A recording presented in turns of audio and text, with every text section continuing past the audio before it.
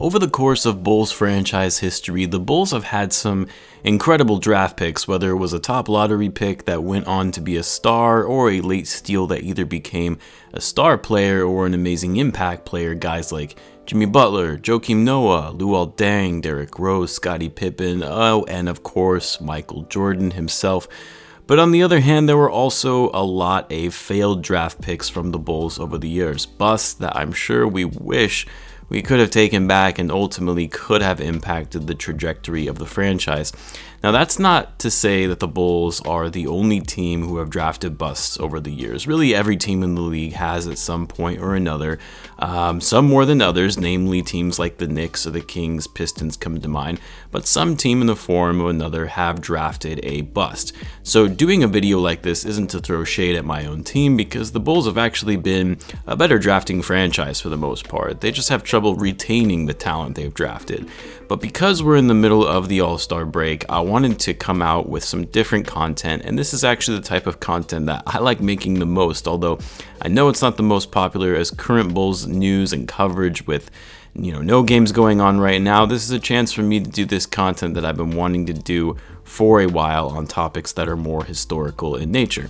So what's going on, everyone? You are listening to Bull Central here. Hope you're all doing well. Before I get into today's topic, if you missed the video I uploaded yesterday, I was talking about some of the ridiculous trade proposals for Zach Lavine that have been thrown around by the media. And I had a lot of people commenting on the video about, why am I talking about this? Stop making false video rumors that aren't going to happen. It was pretty clear that some of these people didn't actually watch the video and simply commented purely because of the title, which of course they proceeded to delete their comments after I explained. And guys, I have no problem if you disagree with any of my takes, analysis, or comments, and you are certainly welcome to call me out on it. All I ask is that you don't litter the comment section with attacks when you didn't even watch the video. Most of the people who made these comments didn't realize I actually was agreeing with them and was calling out the media outlets spewing all of these ridiculous trade proposals for some clickbait. So please, as I've mentioned before, be respectful in the comments, not just to me, but to others in the comments as well. This is just sports channel, just designed to have a little bit of fun. But anyway, now that I've rambled on with all of these side notes, let's get into today's topic and talk about the Bulls' worst draft picks in franchise history. Now, I'm going to rank the top 5 in order from number 5 all the way to the biggest draft bust in Bulls history. Now, the criteria that I'm using to determine a bust will be based on a number of factors, including where they were drafted in terms of their overall pick, the caliber of the players that were drafted shortly after them, or how the player's career progressed versus what the Bulls pick did, and finally how the overall draft class performed compared to that Bulls pick. Because in a weak draft class, an underperforming player shouldn't be viewed as much of a bust compared to a player who underperformed in an incredibly stacked draft class, since the idea is there were higher expectations of them being in a deep class and drafted at a high number. Let me first start with a few honorable mentions that I believe fall into this bust category based on the parameters I mentioned.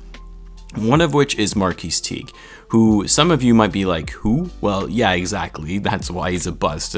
He wasn't drafted that high. He went number 29 overall in the 2012 draft. And the fact that I consider him an honorable bust is because despite not being a top pick, it was mainly due to the fact that he barely played 3 years in the league, didn't even play 100 games throughout his NBA career, ended up averaging 2 points per game. And part of the reason that I consider this to be a bust was because you had guys like Draymond Green, who Tibbs actually wanted the front office to draft over Teague, but they did not listen, of course. You had Chris Middleton, Will Barton, Jay Crowder, all good, solid players in this league. Middleton and Draymond were even all-stars at one point. So that's why I consider this to be a bust. Two others that you might not have heard of or maybe didn't know about previously, as I personally didn't know until I actually looked into this a bit further, one of which is Brad Sellers. He was the number 9 pick in the 1986 draft, a high pick that averaged 6 points per game and 2 rebounds per game over the course of his career, which by today's standards, a top 10 pick having a career with those kind of numbers, that's a bust. The draft class of 86 was fairly weak though, so I didn't have him in the top 5 as a result. And I know I'm likely going to get a lot of hate for this one just because he's so beloved by Bulls fans, even myself included. But I'm not sure you guys knew. Stacey King, yes, our very own Stacey King, one of the best commentators in the league, in my completely unbiased opinion, of course. But our guy Stacey King was drafted number 6 overall in the 1989 draft. He ended up averaging only 6.4 points and 3.3 rebounds over the course of his career, ended up only playing even 16 minutes per game. And he was drafted ahead of guys like Nick Anderson, Mookie Blaylock, Tim Hardaway, Sean Kemp. I mean, could you imagine if the Bulls had drafted Kemp to play alongside Jordan and Pippen? Anyway, I love Stacey, so I could not put him in this top 5 list of Bulls' worst draft picks. But in my view, it's kind of a bit of a bust when you're drafted number 6 overall and you end up producing results like that. So let's start with the 5th worst pick in Bulls franchise history, and I'm going to go with Marcus Fizer, drafted number 4 overall in the 2000 draft. Now, the reason I didn't put Fizer higher on this list is because his career was pretty disappointing, right? Only played 6 seasons in the league, averaging 9.6 points per game and 4 rebounds. He had one of the worst win shares in that entire draft class, along with the lowest box plus minus. But despite all of that, the 2000 draft was notoriously known as one of the worst draft classes in NBA history, only producing 2 All-Stars in the entire class. I mean, Michael Redd was probably the best player from that draft class, so there aren't too many players you can say were drafted ahead of Fizer that ended up becoming a star or a star caliber type player. So that's why I don't have him higher than he actually is, because the draft class that he came from was pretty weak. For the 4th worst pick in Bulls history, I'm going with Eddie Curry. In the 2001 NBA draft, the Bulls had the number 4 pick yet again, like they did the previous year where they took Fizer. And in this draft, the Bulls decided to take the big man straight out of high school, Eddie Curry. And this was back when bringing players straight out of high school was starting to become a little more commonplace. Obviously, this was before they changed the rules where the players had to be 1 year removed from high school before entering into the NBA. He was the number 1 high school recruit in 2001.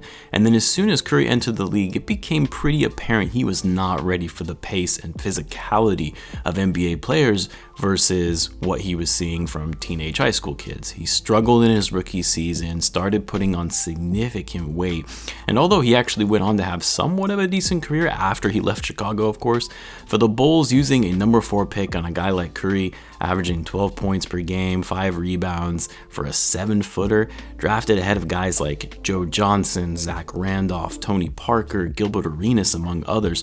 Ultimately, Eddie Curry never amounted to the player people once thought that they had high hopes over for being the number 1 recruit out of high school, and was yet again another wasted pick from Jerry Krause when the Bulls were trying to rebuild post-Michael Jordan era. Next up, for the 3rd worst pick in Bulls history, I've got to go with Doug McDermott. And part of the reason I have this one so high is mainly due to the fact that the Bulls actually traded 2 first-round picks to move up to get him, to, of course, none other than Arturas Karnisovas of the Denver Nuggets. The Bulls' number 16 and number 19 picks, those were used to select Joseph Nurkic and Gary Harris, 2 solid players who had promising careers in the league. Now, the Bulls, though, the reasoning behind Doug McDermott was that he would be a perfect fit in the lineup that was aiming to make a title run with Derrick Rose coming back healthy and up-and-coming Jimmy Butler. They had just acquired Pau Gasol in free agency, and McDermott was going to be that guy to come in and be the 3-point sharpshooter the Bulls needed to give the rest of the roster, knowing that this Bulls team was not necessarily known for their outside shooting. And in theory, it kind of made sense, to be honest. I actually kind of liked this draft pick initially, although I didn't think it was worth 2 first-round picks for it. But I really did think McDermott would fit nicely on the Bulls roster at the time because he was an elite shooter and scorer in college, the College Player of the Year. I never thought he would become a star or anything like that, but a good role player that could provide sharp shooting for the Bulls. But it became apparent right away that McDermott was not going to fit for that role. Now, part of it was the fact that Tom Thibodeau, he really didn't give McDermott a chance and didn't give him enough playing time, because we all know Tibbs is all about hard-working defensive players, and McBuckets, as we all know, was horrible on defense. Even to this day, he is still not a good defensive player. On top of that, McDermott was selected before guys like, you guessed it, Zach Lavine, TJ Warren, Clint Capella, Jeremy Grant, and Nikola Jokic. So it's fair to say picking McDermott with the fact that we traded up for him and all of those players that were selected after him, yeah, this was a bust. And for the runner-up for the Bulls' worst pick of all time, Jay Williams. In the 2002 draft, the Bulls had the number 2 pick in the draft. This was the 4th year in a row where they actually had a top 4 pick. The prior year, they drafted Eddie Curry. The year before that, it was Marcus Fizer, and then the year before that, Elton Brand, which was actually one of the Bulls' better draft picks. And of course, Krause decided it would be best to trade Elton Brand just 2 seasons into his career because Jerry Krause does Jerry Krause things. But in any case, the Bulls selected the Duke star Jay Williams, who looked to have a very promising career because he had already played a couple seasons in college, had won an NCAA championship with Duke, and was expected to be NBA ready. And although he had an okay rookie season, he did still show some promise. But unfortunately, his career was cut short after he was in a motorcycle accident in which he was riding without a helmet, a license, and violated the terms of his Bulls contract. All around, it was a poor decision for Williams, as we never got to see the player that he would have become. And for the Bulls, it ended up becoming just a completely wasted number 2 pick. Now, the reason I didn't choose Jay Williams as the number 1 worst pick in Bulls franchise history was partly due to the fact that, given the circumstances surrounding his accident, were really unfortunate and not really the fault of the Bulls at all. There was nothing that they could do about that. The 2002 draft also was actually a very underwhelming draft class, so most of the picks from that draft turned out to be bust as it is. And we'll never know if Williams would have actually turned out to be the player that he would have lived up to as a number 2 pick. And for the worst pick of all time in Bulls franchise history, Tyrus Thomas. Now, if you remember, the Bulls actually had the number 2 pick in the 2006 NBA draft, which they initially used to draft Texas big man LaMarcus Aldridge.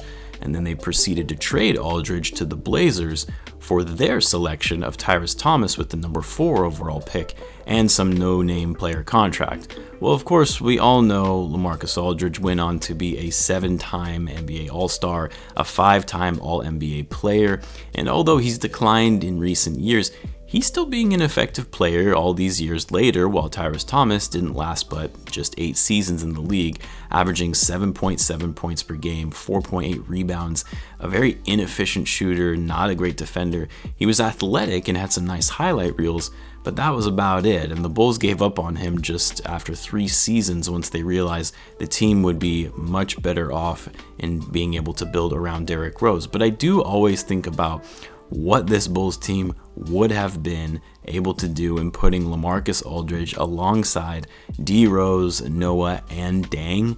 I mean, LaMarcus Aldridge essentially would have taken the spot of Carlos Boozer in those early 2010 years of the Bulls when Rose was an MVP and the Bulls finished with the best record in the league 2 years in a row. But obviously, we'll never know what could have been. We can always speculate on what might have happened and how the trajectory of the Bulls franchise might have gone in a different direction.